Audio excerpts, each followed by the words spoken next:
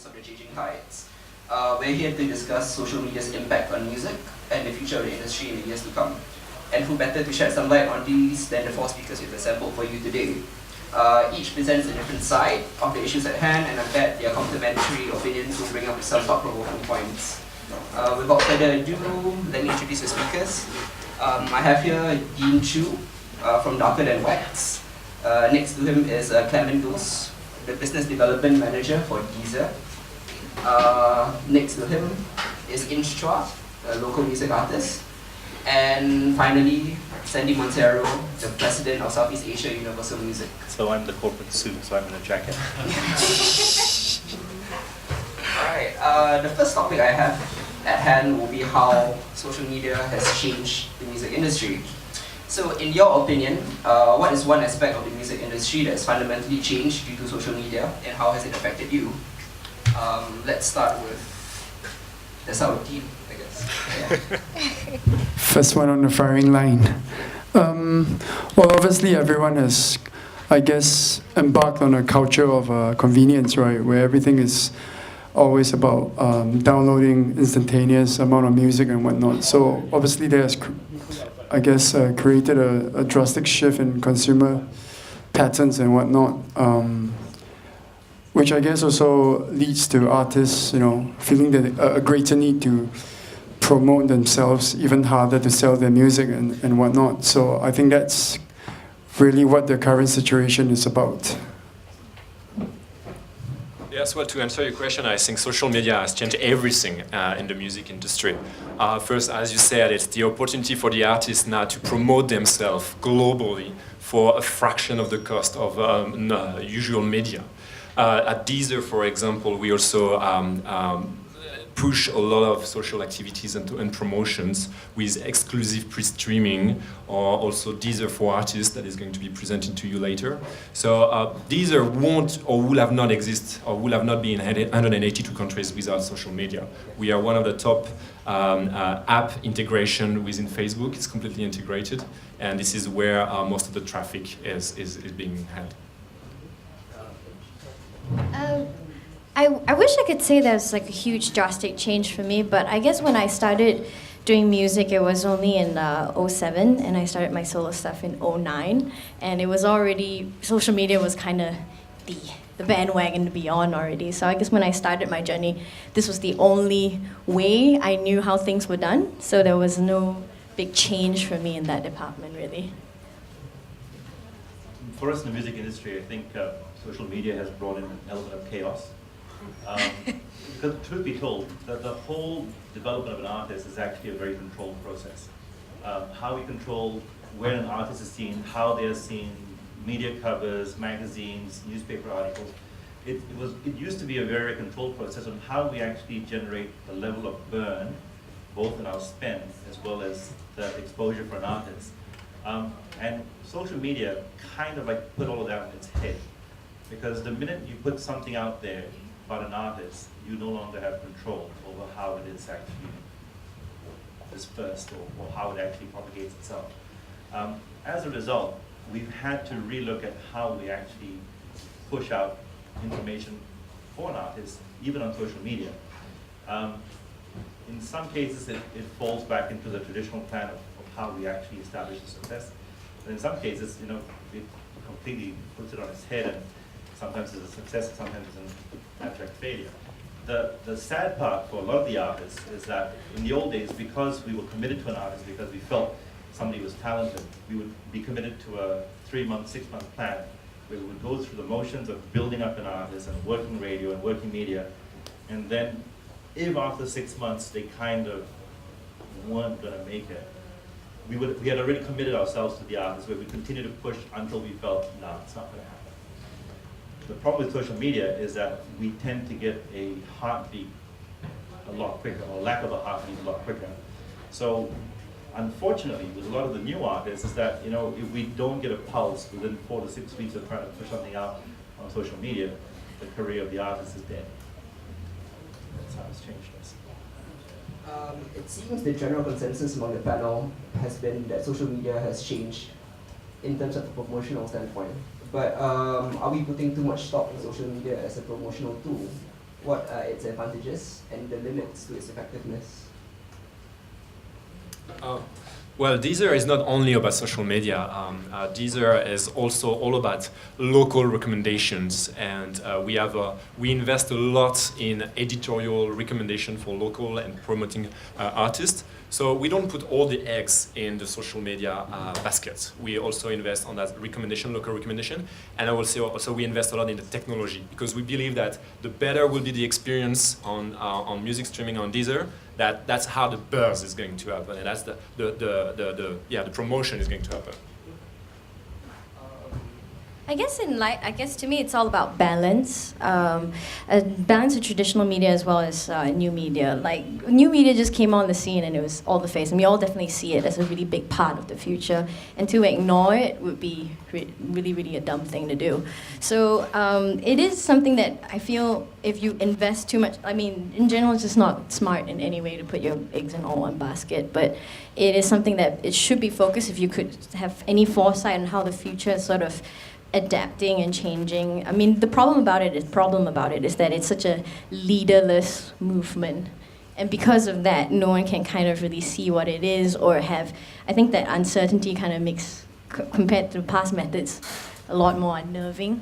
But it is, with the spam, I mean, with all the good things that come with it, it comes with the spam, it comes with all that stuff that you just have to deal with. And it's still, the views and how messy it gets still never really translate sometimes into monetizing models. Like it's very hard to translate that into money or to see how that actually works. So I guess it's sad because everyone's still trying to fill in the dark on what the perfect model that will work in this day and age. But to ignore it would be dumb, that's all. Yeah, it's not because you have 1 million fans that you're selling 1 million albums. Well, speaking of monetizing music, it definitely has changed the way the business model works right now. From your own perspectives, how have your sources of revenue been impacted by social media? This actually So, I mean, I think I might combine the last question and this question because I think they're both connected. I mean, the first thing is that if you look at 4 or 5 years ago when we started to see the real growth of social media, yeah, I mean, the whole promotion aspect and direct consumer was a key part of the strategy. I think we're far more, well, as far as universal music is concerned, we're far more mature on how we approach the use of social media. And at the end of the day, it is about the monetizing of social media. So what do I mean by this? I mean, if we take a situation like, just say, 2 of our artists, Justin Bieber and Psy, who have tremendous number of views. In fact, I think they're number 1 and number 2 on YouTube. If it was just for us to put up a video and let everybody watch it and not monetize it,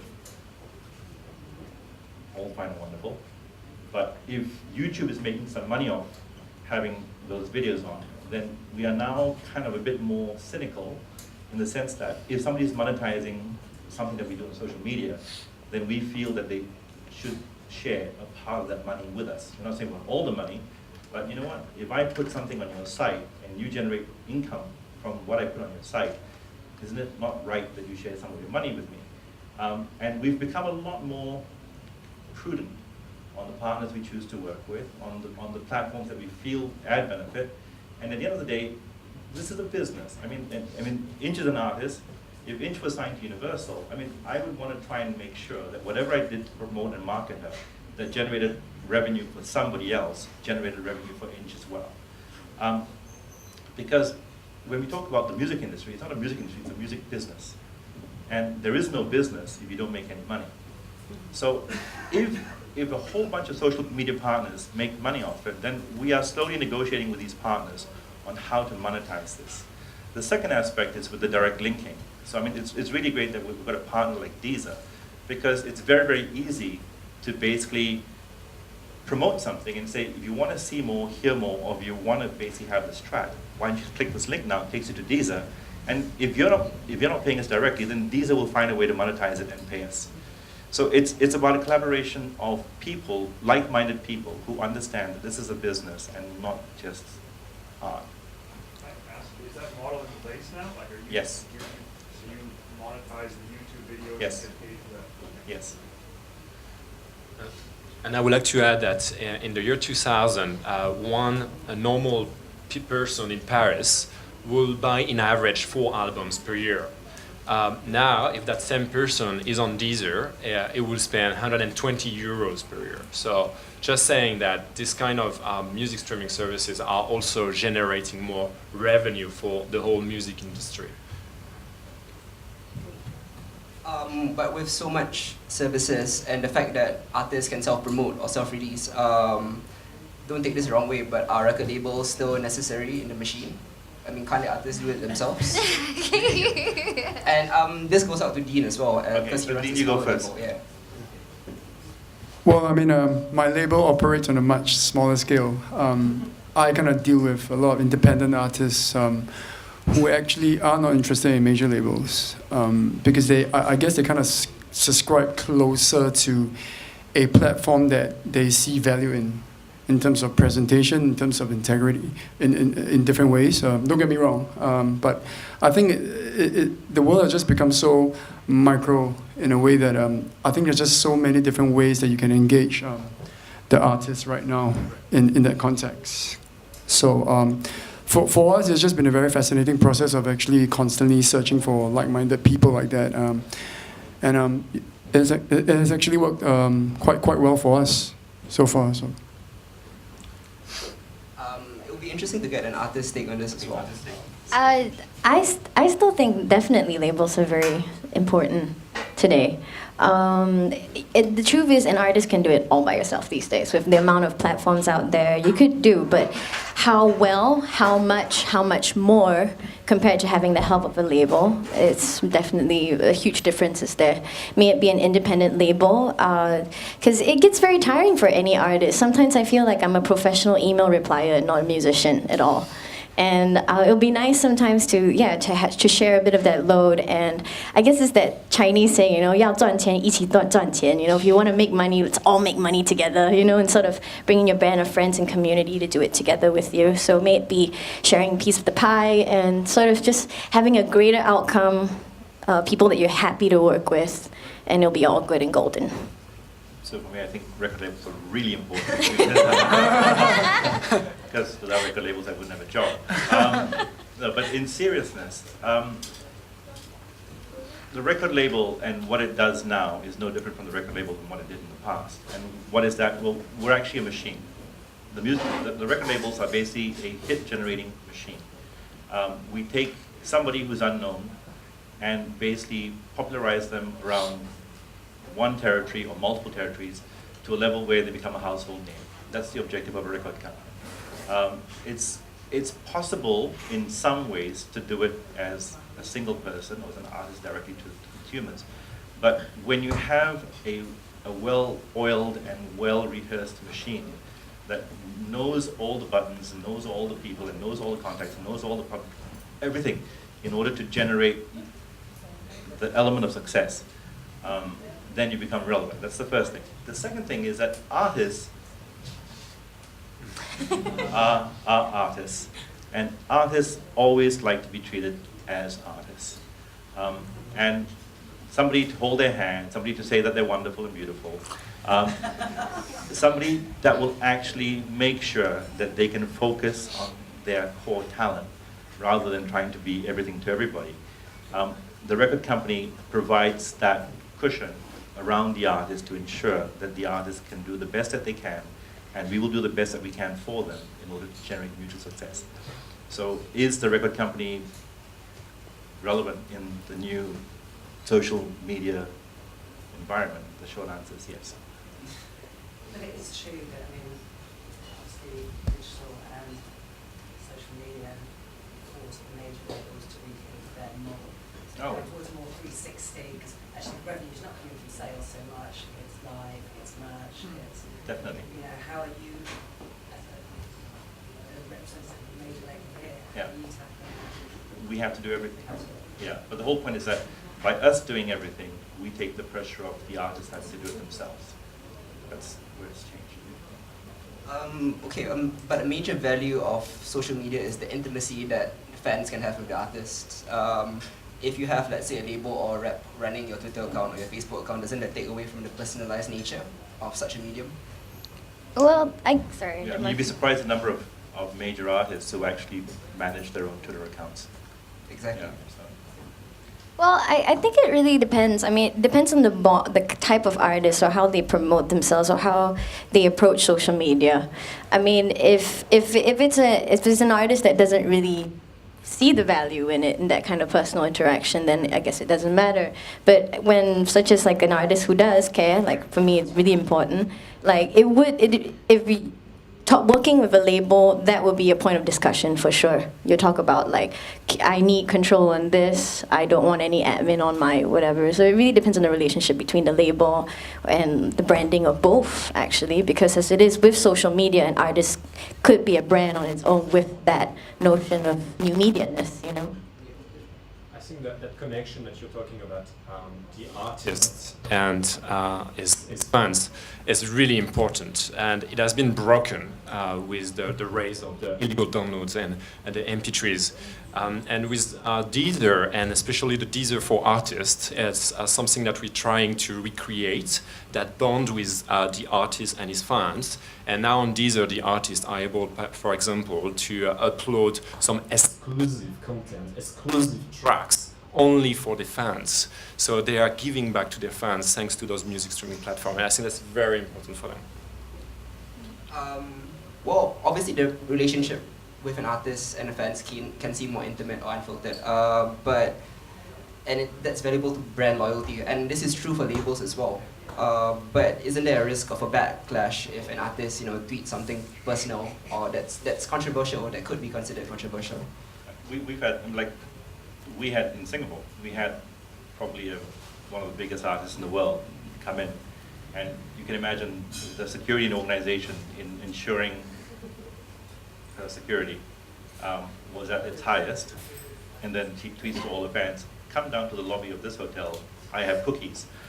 And we get a call from the hotel security saying,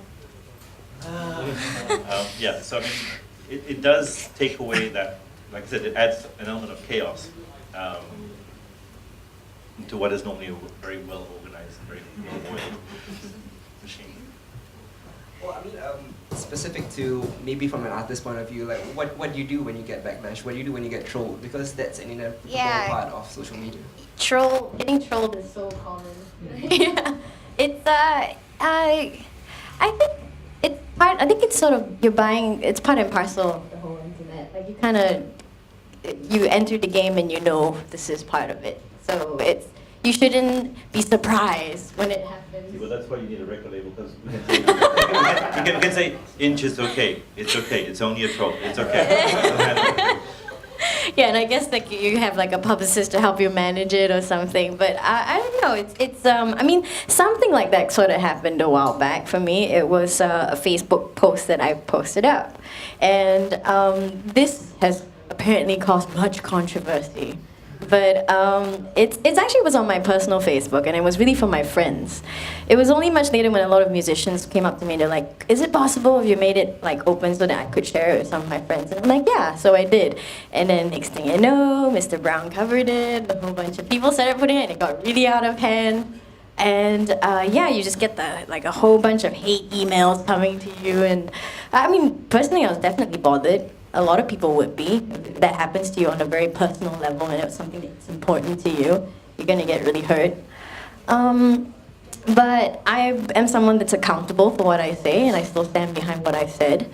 It's just about reacting to it, really, and my reaction was not to take any interviews whatsoever, and that was the gist of it. We just left it as that, just move on and not even talk about it and just go on.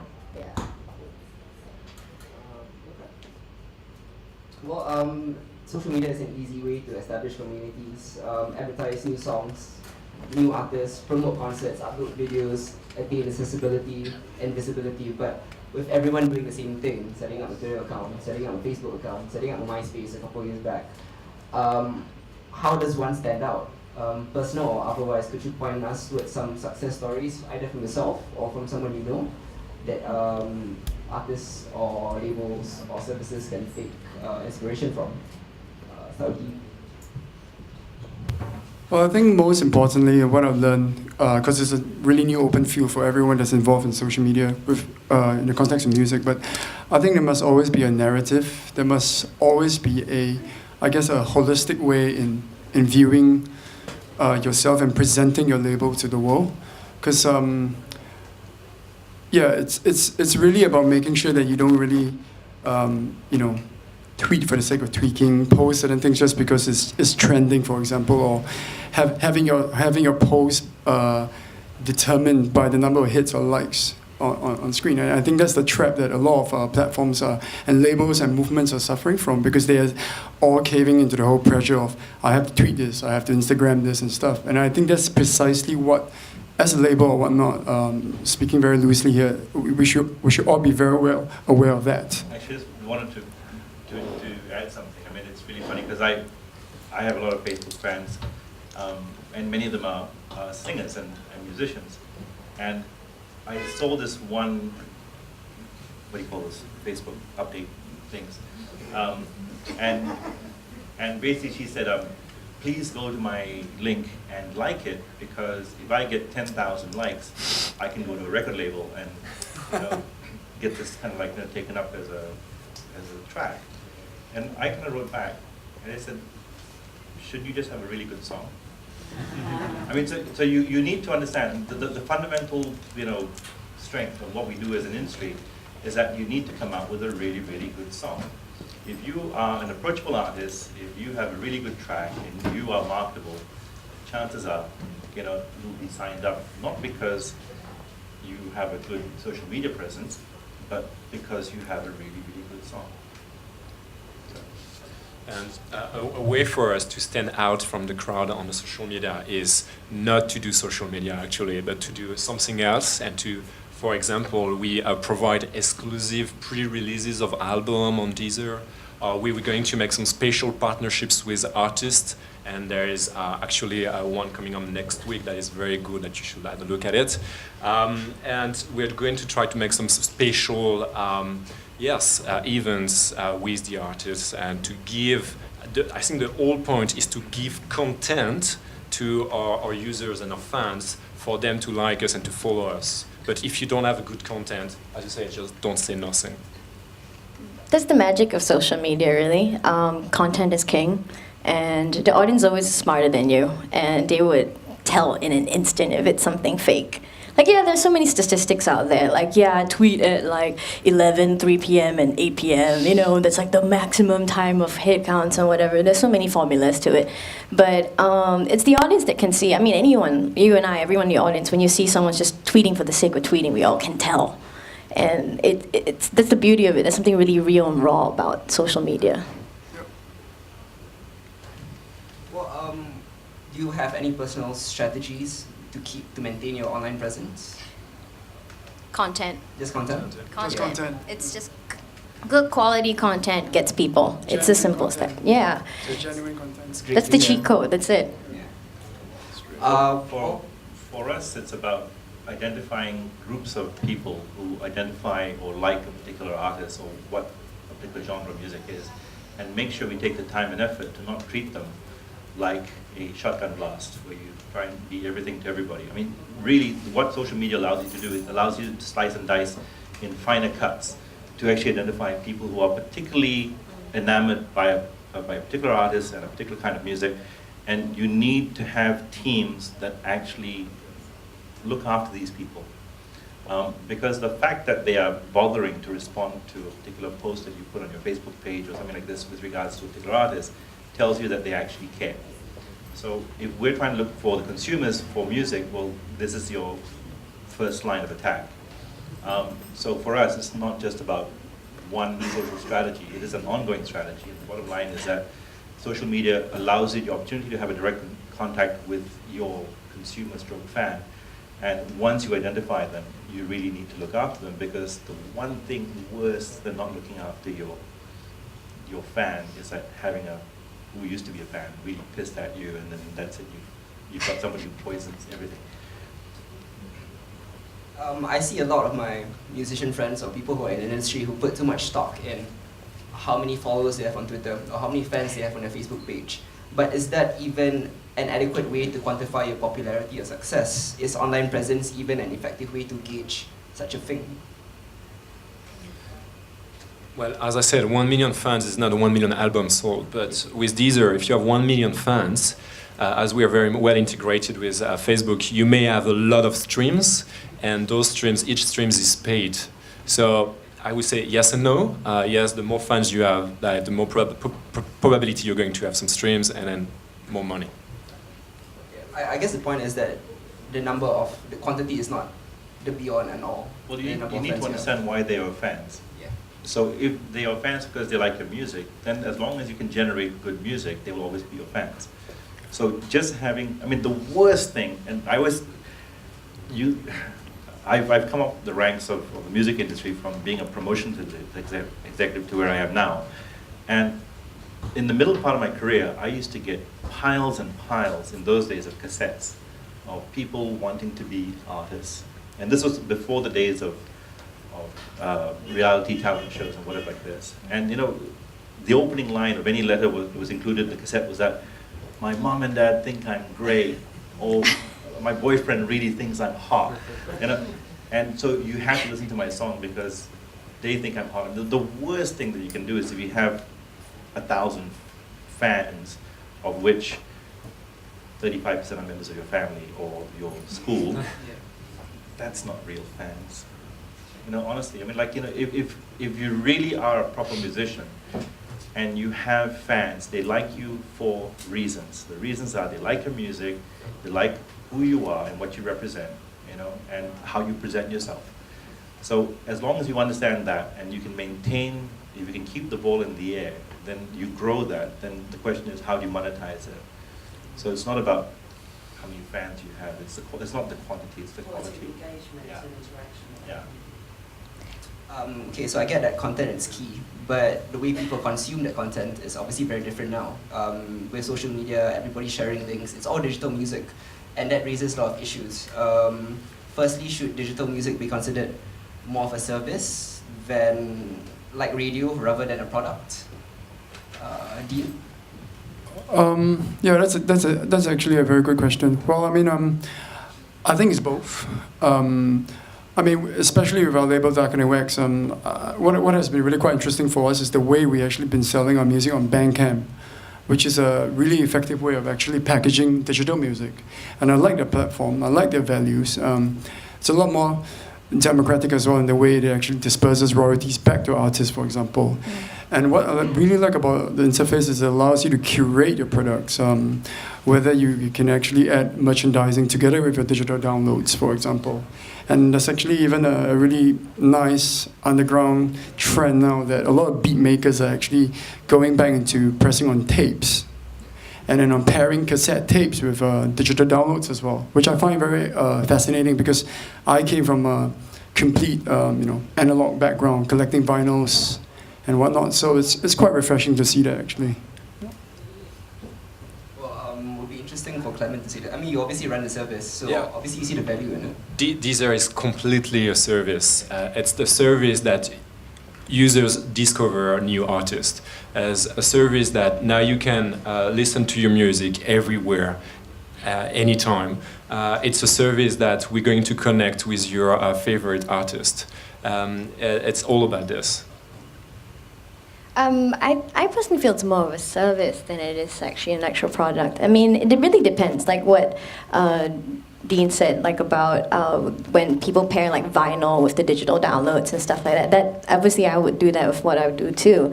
But for example, because there are still so many audiophiles out there, and because of the way consumers consume music, like may it be, everyone kind of listens to everything on MP3s these days, whereas for like, I cannot do that. I have to listen to it on an AIFF, like lossless quality file, like I'm a bit anal that way. So it's kind of like, there are lots of people who are still listening to music very differently, like they would spend lots of money on the headphones, on a hi-fi system. People don't listen to $20 headphones. So it is digital, it's become more of a service, because at the end, people who are audiophiles, who are real music lovers, end up moving on to more, I guess, like higher res stuff, which are definitely not available on the digital platform. Yeah. Oh, which is why Bandcamp, not leading to that point, which is why Bandcamp is great, because it it dictates you to actually set your format at least 320. If I were to go really audio Nazi on that, it's only available on FLAC. Oh, of course. And That's MP3, right. MP3 320, so it's Yeah, like, it doesn't cut it. no, not lossless at all. Yeah. So for us, it's the same way that it has added chaos to the way we actually set up and roll out an artist. The actual way we monetize has also had this element of chaos with regards to digital and how it actually rolls out. I think for the longest time, the music industry attempted to try and control how you actually access the music, the same way we controlled 25 years ago, where you started with CDs or cassettes or whatever. You had CD, or you had cassette, or you had CD or cassette. You know, and everybody just channeled to CD or cassette. And then cassette died, it was only CD, and everybody bought CD. And you know, that was a very nice model because whatever you manufactured was the only way they could access the music. And digital kind of like completely fucked it up. You know? But I think after 10 years of walking in the wilderness, we've kind of figured out, and I can't speak for all the record companies, but I know from a Universal point of view, and this is from the highest levels of Universal, it's kind of the realization that we can no longer determine the exact channels in which a consumer will access their music. And therefore, we should not try. So anything that we feel is the way a consumer wants to access the music, then we should find a way to license it. So whether it's the per download basis, which you find in an iTunes type service, or you know, a streaming type service with download functionalities like Deezer, whether it's linked to a bundle where you buy a handset, where it's, you know, advertising models, we are no longer determining how a consumer accesses the music. We leave it to the consumer to determine how they want to access the music, and we make sure that where we find like-minded partners who understand that we are a business and not a charity, we will work with them and license them. So the relationship with Deezer is one of the cornerstones of where we think the music industry is going to head in the next 10 years. So that's...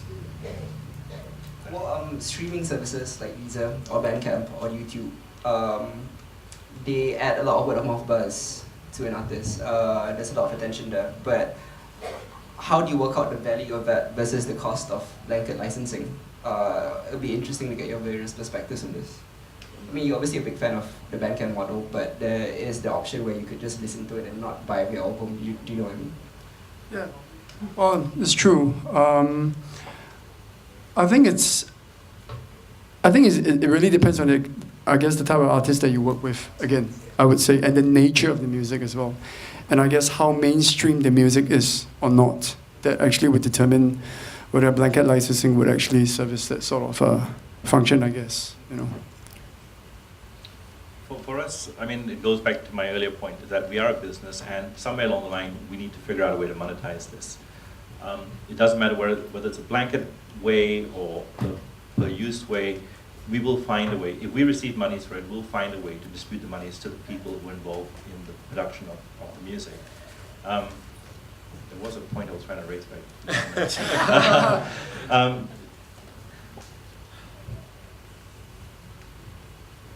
Yeah, I forgot. I'll jump in later on. I remember it's this. I was looking at it like that looks delicious, and I forgot what I was saying. It's okay. Like for example, for you, Inch, would you prefer to use Deezer as a streaming service and not? I mean, you see the value in that? Of course. In fact, I feel like platforms like Deezer or streaming platforms are really going to change the face of how consumer listens to music. For a long time, it's always been a singles culture for a while, at least for the last 10 years maybe. So people kind of more and more don't really listen to full-length albums. But I feel because of services like Deezer, people will be able to listen to more full-length albums. I find myself listening to more full-length albums and just letting it run while I do work and stuff like that. And it brings back full LP cultures, actually. So I definitely advocate a service like Deezer. And when it comes to licensing and stuff like that, it is a solution already compared to how digital used to be running 5 years ago and how rampant and chaotic it is. So it is a solution to all of that. And as a point from an artist, discovery is very important, where your music can get discovered. Even though it's on Deezer, it should just as much be on iTunes as any other places, because the charts and stuff like that are really great points for discovery.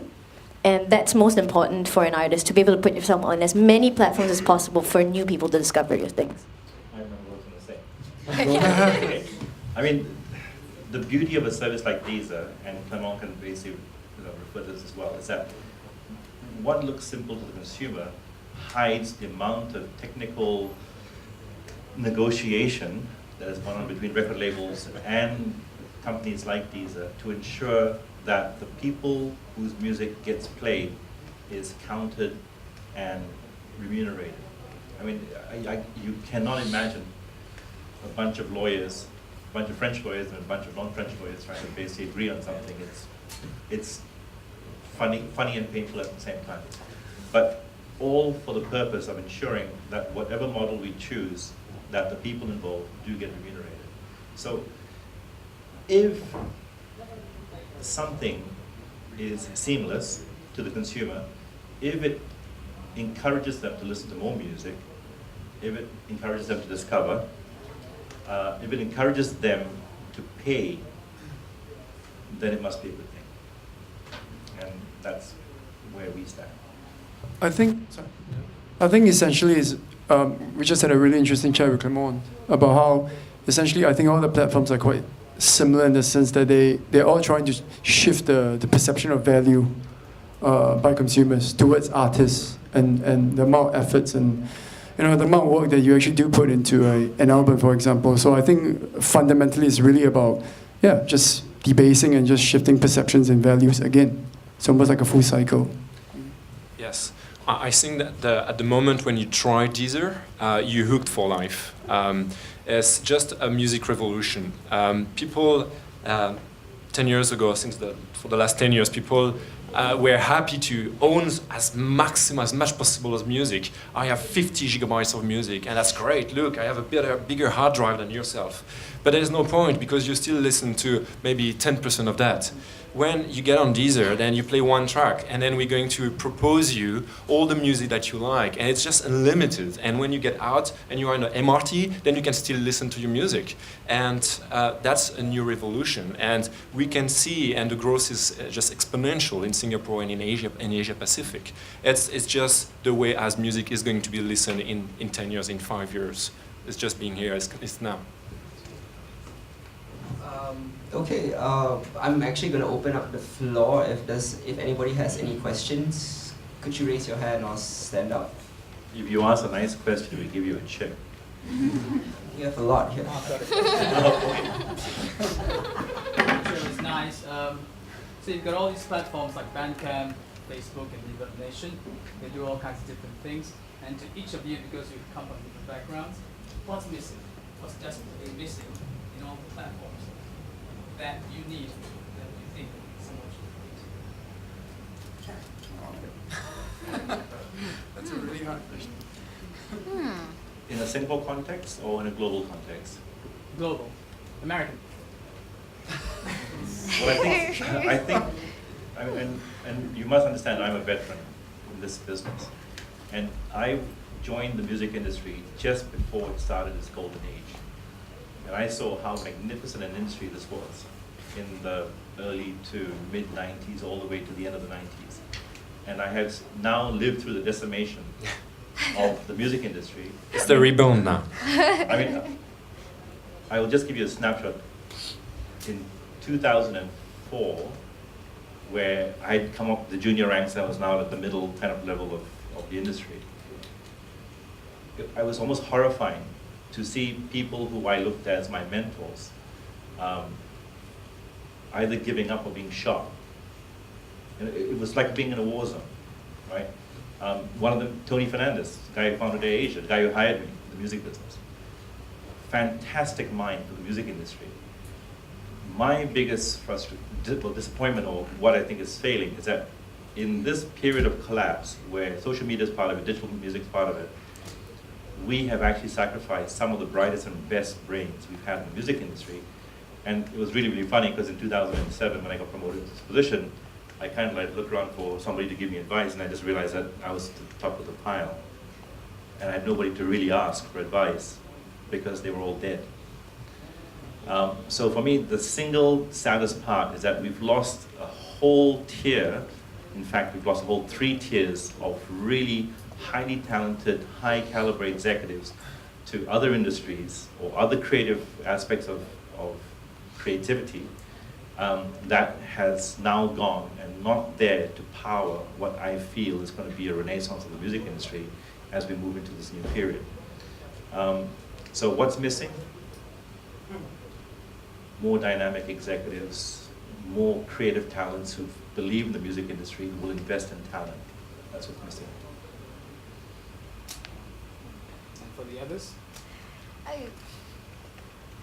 I don't know. I gotta sit on this. It's a really big question to ask. No, 'Cause I mean, when you're on Facebook and we're on Twitter, right? Is there something that you wanted to do? I don't know, connect the fans in some way or whatever. I think there are just so many tech companies coming up every year, something new. And I haven't really thought about something that I need when I'm still busy trying out everyone else's new fad that's coming up or something that they're offering. And I think that's what I've been spending most of my time, like trying everyone else's ideas and platform and see where it goes. And that's the only way. I think that's the downside of social media. You really need to immerse yourself in the experience to see if it really works or not. And that's kind of been, I've just been jumping around on different platforms and trying to explore. And that's about it, really. Yeah, I mean, I totally agree with Inch. I don't really look at it from a heavily prescriptive sort of way, you know. Because it's something that's so new that it sort of transcends itself once you think you understand it. And I guess a new form, almost like a different branch, just sort of seems, it just seems to grow. So, yeah, I'm just taking it quite organically, actually. In fact, and I think that's quite interesting. In fact, whatever that we need, or there are probably multiple versions of what we need, and it's about trying which is the best solution, more so than what's missing. Because there are a lot of tech companies, and ever since like 3 years ago, 4 years ago, everyone knows like that's where the economy is going to be, and everyone kind of jumps on it. So. Never believe. I have a lighter version of my answer I gave you. So you said, I mean, your answer was basically what's missing. Easier. The thing that's missing, yeah, and that might be part of the solution. The part that's missing is that, I'm on Facebook every 2 days or so, and it's so much fun of sharing food pictures and cat pictures, but there's a lot of exuberance that goes along with it, and a lot of inspiration that people try and share and whatever it is. And I just wish that there was a direct translation of some of the exuberance into the enjoyment of music, and that enjoyment of music generated a monetization of the music for the people involved. So to me, that's the thing that's, there's so much activity, and you should really check this out and really fun with this. And I wish that exuberance would permeate the creative industries that surround social media. You can have a chip now. Thank you very much. Questions. Oh, okay. Slightly linked to that, actually. How successful is like more able to you feel really being in managing to harness social media to move people down the path to purchase, as you say? Everyone's going, oh, listen to this, it's great. It actually, as you said, making that step to push them down the path. How successful do you think you've been? I think we're at the toddler stage. So I mean, I said 5 years ago, we were completely looking at social media as a promotions platform, and now we're looking at it as a monetization platform. Yeah. And I'm really happy with Universal, where we have a bunch of guys based in LA and in London who are creatively looking at solutions and how we monetize this. And I was having a chat with Clement earlier about a problem we had in a couple of markets down here. And we're not adversaries. We literally try and figure out how to make something work, and we understand what the problems are. And rather than saying, no, you pay me $1 million so you don't get a license, we're saying, okay, how can we actually make this work? But we're still in the early days. If you look at the bunch of executives who are doing that now, we've been in the business for 3 years, 4 years that we're actually looking at this. So if you're a 4-year-old as a child, you would be just going through your infant tantrum toddler. Yes, Yeah. No, so I would say it's still, I mean, it's we kind of know that it's not just what we knew it was 4 years ago, but we kind of haven't figured out all the answers yet, but we're willing to learn. And I think, and they always say that you learn the most before you reach the age of 5. And I think we're in that phase now where we're learning a lot. And the more open we are to creating innovative licenses for partners like Deezer and others, we learn a lot more about our fans and our consumers. And the more we learn about our fans and consumers, then the more we can generate ideas on what it takes to actually convert them to monetize. It might not actually mean the consumer themselves paying, but we know enough about the environment that we will find a way to be paid. Well, I guess a way for people to spend money on music is actually to give them what they are expecting, what they want. And what do they want is music discovery, is social integration with their friends, is connection with artists, is unlimited catalog, accessible everywhere.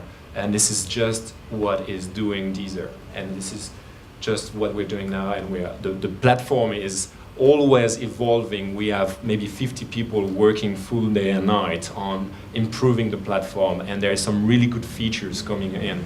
And this is going always in the process of improving the experience of listening to music. So people were now hearing music. Now we want them to listen to music, which is completely different. Well, like I say, Dark Networks is a really small label, so any sales that I see on my Bandcamp page, I get easily excited. But having said that, it's quite organic how we actually managed to actually make some money from all our sales on Juno, Beatport, particularly on Bandcamp, where, like I said again, because of the way you curate your product, it actually reaches out to a very specific group of consumers, because a lot of consumers don't actually want to plow through rubbish. They kind of want to get straight to the source, as all of us have said before. And Bandcamp has actually worked to a great advantage for us in that aspect. So, and it's great to be able to pay something back to your artists, because we do master all our releases at our own cost, me and my partner. So it has really worked for us in that way. It's been a great process actually. So, but like everyone else here, we are still constantly learning how to tweak the machine and kind of, I guess, work with affiliated blogs and platforms who actually see what we do and respect us for what we do and try to help us reach to a greater audience as well. So yeah. We've got time for a couple more questions. Anybody else? I've got another one. No? Sure. So, what's the hottest region in Southeast Asia in terms of social and tech usage in the music business? Alright, I'm just going to repeat the question so everybody can hear. What's the hottest region in Southeast Asia in terms of social and tech usage in the music business? In terms of social and tech usage in the music business. So define, because my Southeast Asia includes China. Include that. Well, exclude that because that's huge anyway. So ASEAN. Yeah. Yeah, well, Singapore, of course, but Singapore is still a small market. I would definitely say Indonesia. In Indonesia, it's just crazy. Like we opened the service in Indonesia, we didn't make any communication, and we had like massive traction on there. It was just unbelievable. I would agree.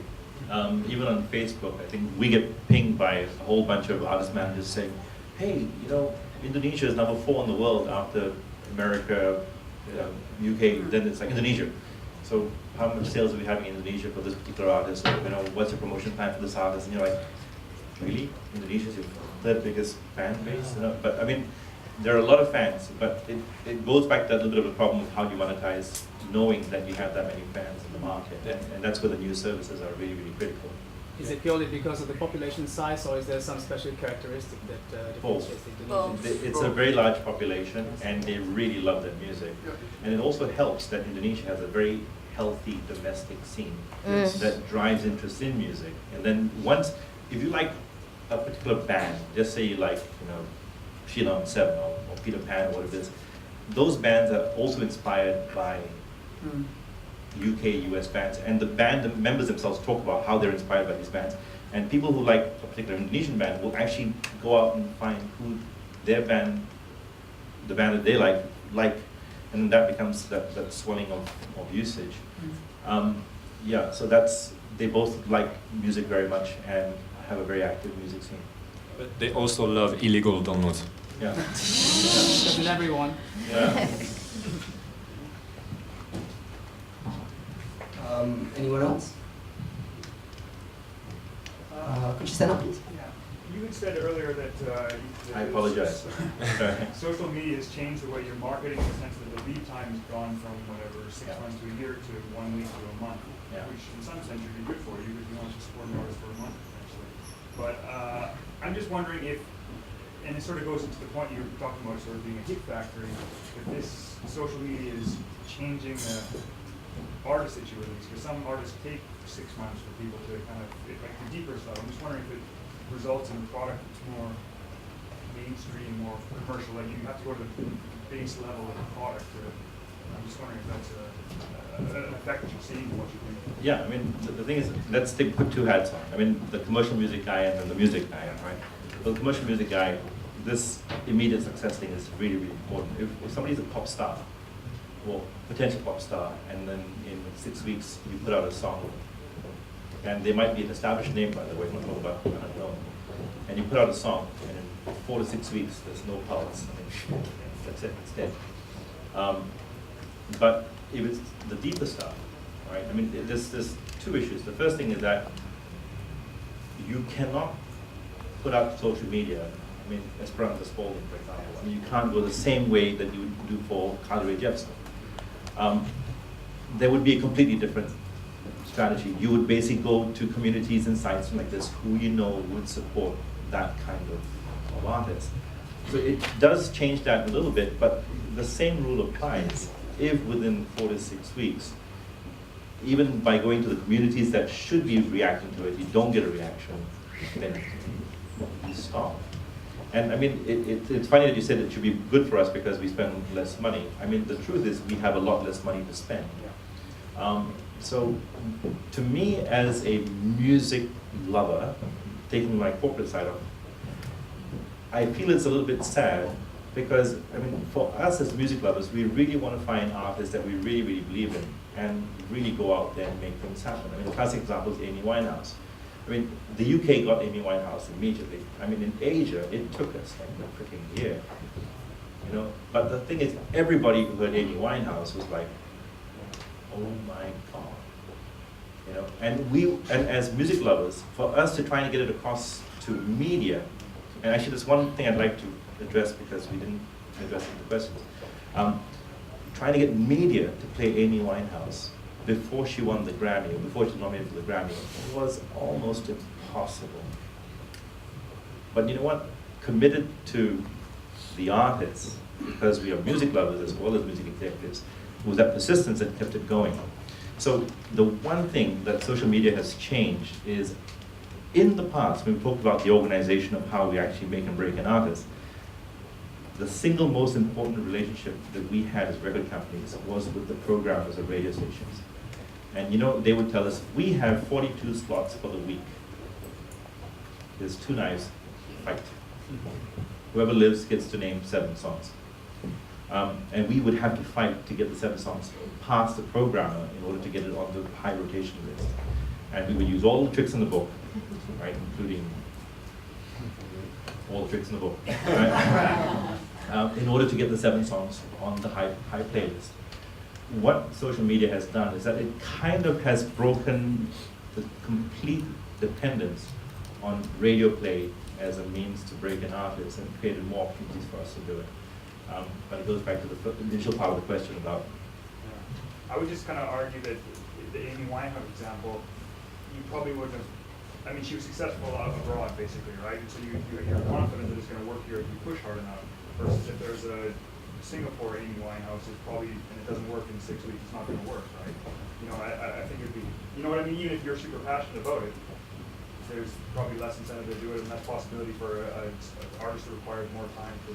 I don't quite agree with that. I think Singapore's a unique context because, I mean, and Inch would probably either hate me or love me for this, but Singapore has really not got a vibrant local music scene.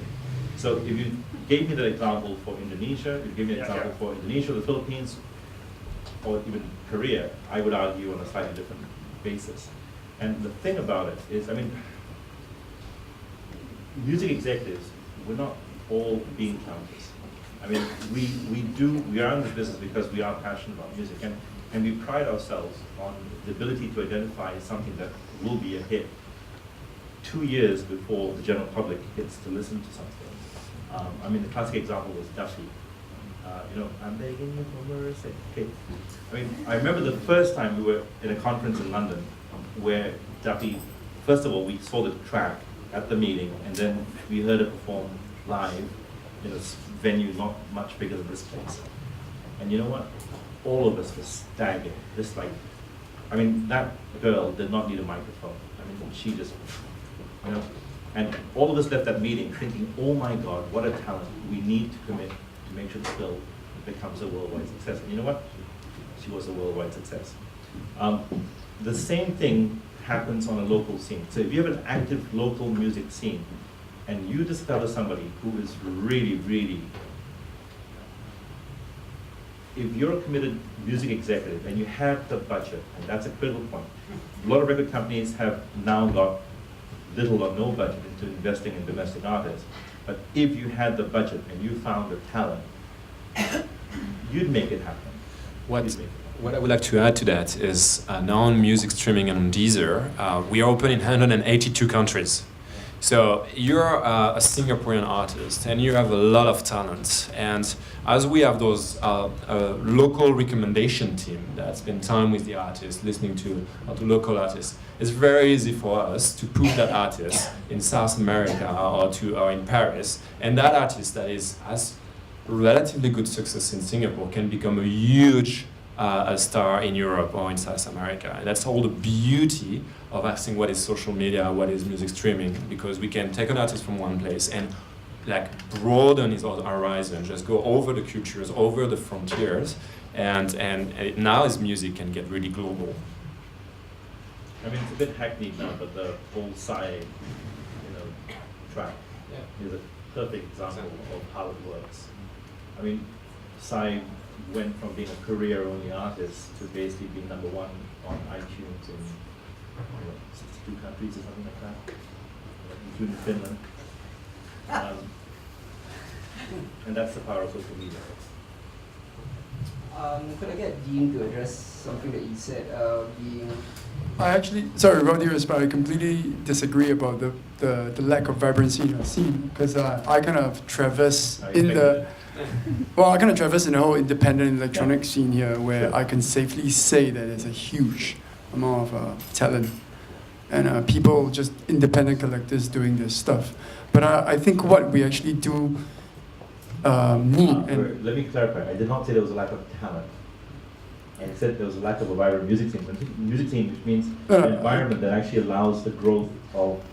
Completely understand. Yeah. Which is why...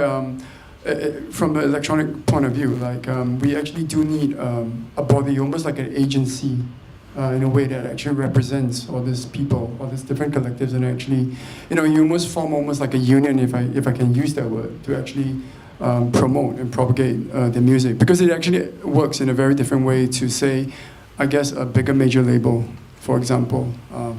But yes, there's actually a lot of things going on right now in the scene, actually, more than ever before. But yeah, I guess we lack the representation right now, in that sense. I think it's like a can of worms we're all like almost opening right now. But it's, I mean, definitely this has always been like a big, sore part for a lot of musicians. Like they get very riled up at this whole topic. There is stuff going on. The problem I feel is the lack of advocacy, and that advocacy comes from the audience level or from cooperation as well, from many different, like even smallest things could actually promote advocacy. But because of that lack of that, little word gets around and stuff like that. But statistically, I mean, I was talking to Clarence from Bandwagon.sg, who kind of documents all the live shows that happen on a daily basis. And he is from ground up. He can tell you that there's been never more events that he has to ever cover compared to like a month ago or 2 months ago. It's actually in an increasing rate. The problem is, I guess, we are a young nation. We are culturally confused. We have only, probably in industry does not have that much time to develop. And in fact, there's just not enough people The problem about it is that there are lots of young people coming up, and there's this drop-off rate at a certain age too.